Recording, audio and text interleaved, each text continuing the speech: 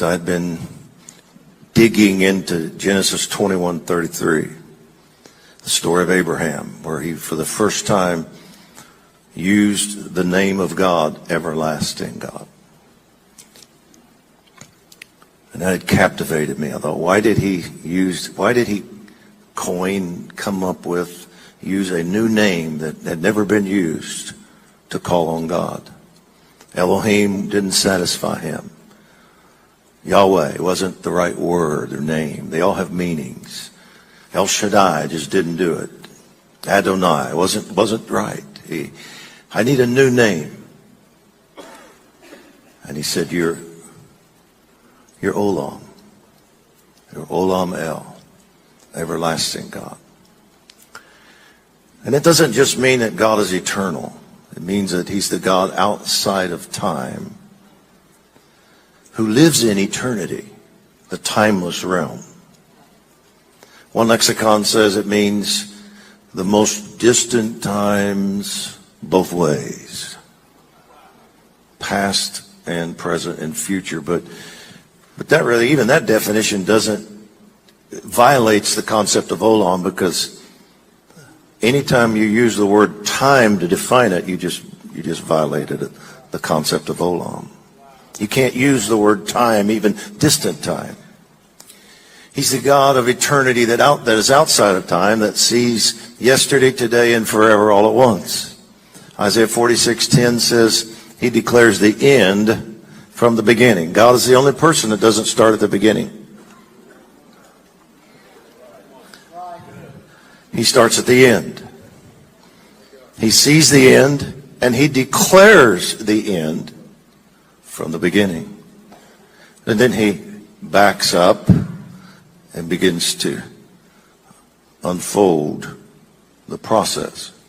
So because he declares the end from the beginning, he's never trying to figure out anything. He never finally gets around to anything.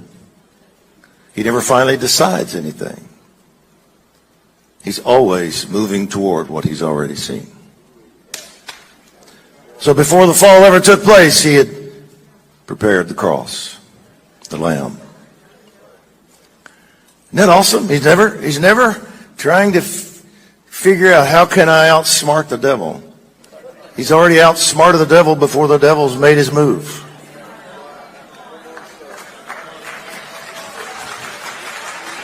Yeah. So, Abraham had gone through this 25-year period of waiting for Isaac and the promise of giving him a son, and through that son a nation being formed. And he'd had his ups and downs. Even though he was a man of great faith that didn't waver, that was at the end. He did waver in the beginning. He wavered so much that he and Sarah both laughed at God on one occasion when God said, you're going to have a son still. I mean, Abraham said, I'm 99, she's 90.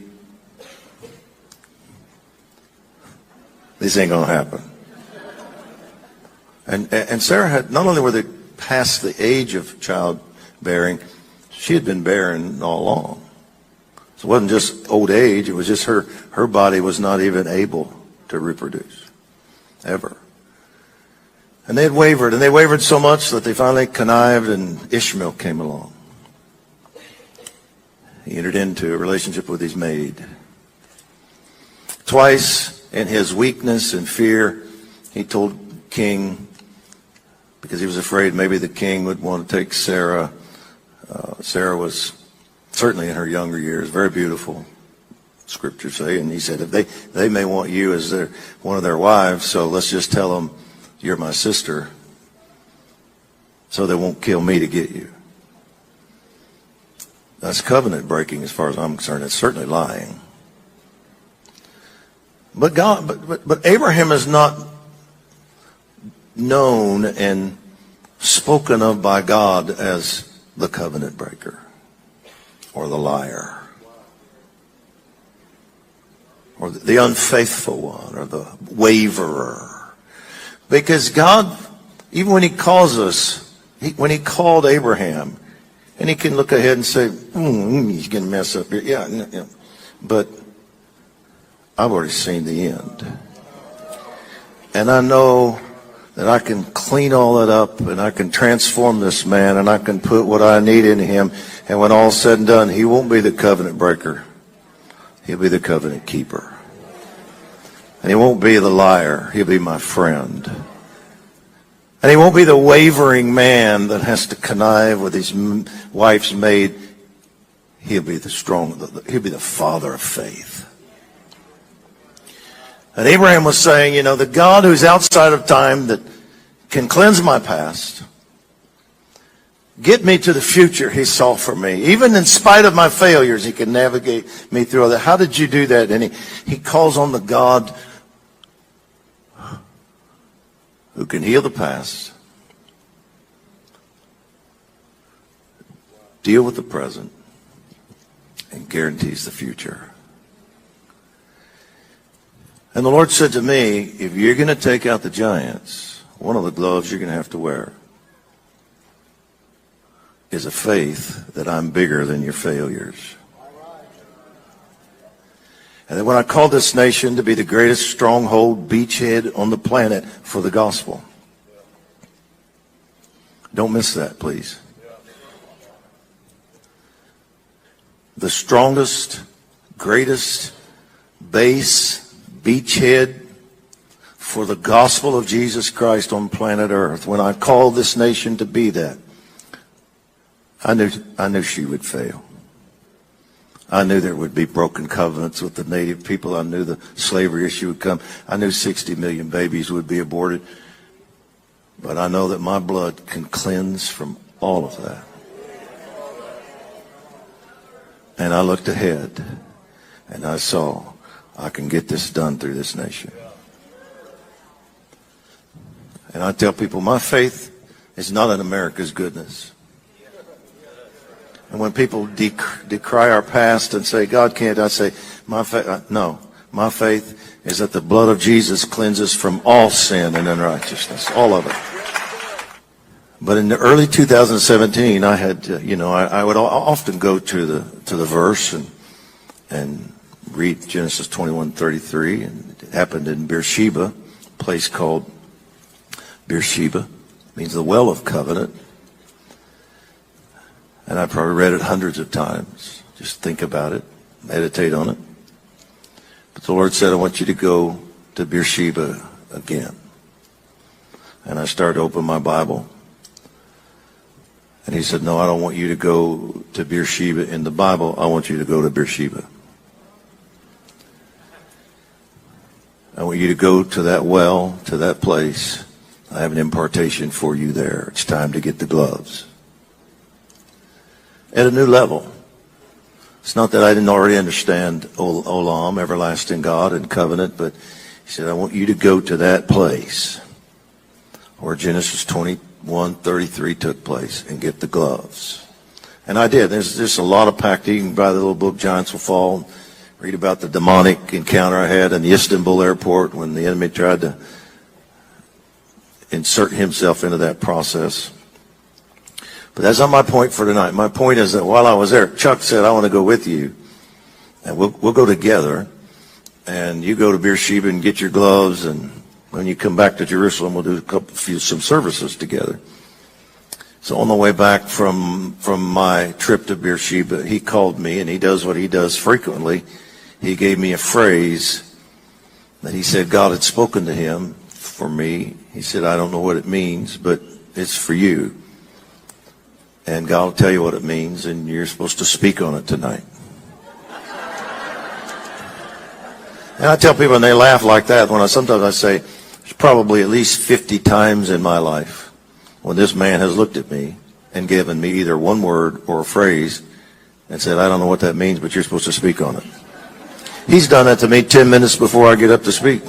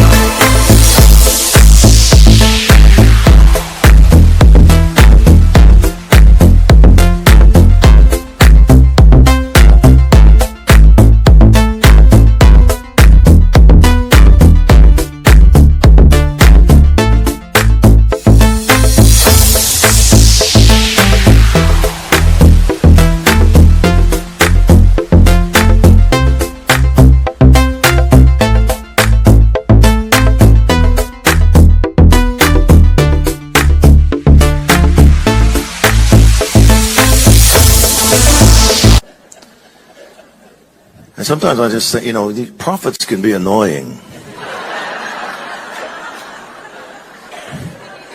And I frequently have looked at him and said, what do you mean you don't know what it means?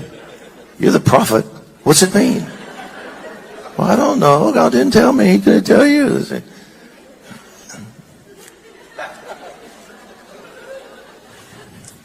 But I've learned to listen, and I've also learned why God does that. Because if he rattles off a one line, this is what it means, that's all I get. But if I press into that word and start meditating and praying in the Spirit and listening, it just sort of, a lot of times it opens up a realm of revelation. So I learned to do that. I've received on the 50-state tour hour-long messages in 5 minutes that I've never preached before, because he looked at me and said, I'm hearing this word.